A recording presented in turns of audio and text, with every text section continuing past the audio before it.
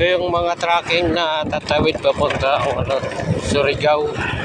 Naka-standby pa sila dito sa barangay Pabrika dahil sa masamang panahon. Siguro mamayang hapon makakatawid na sila o kaya mamayang gabi.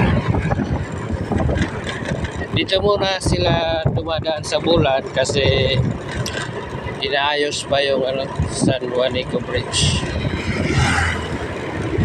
Ayun, mahaba.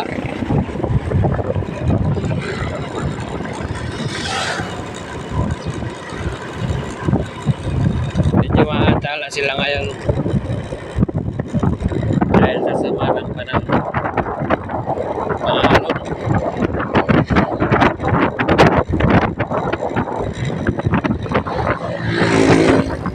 Surigao, tsaka papuntang Mindanao. Yan mga tracking na yan.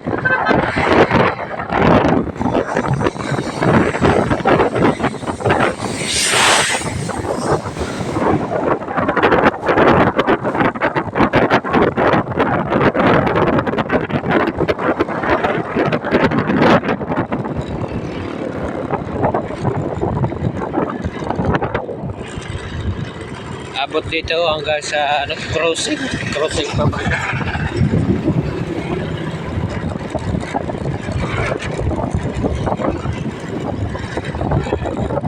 So, yun lang guys.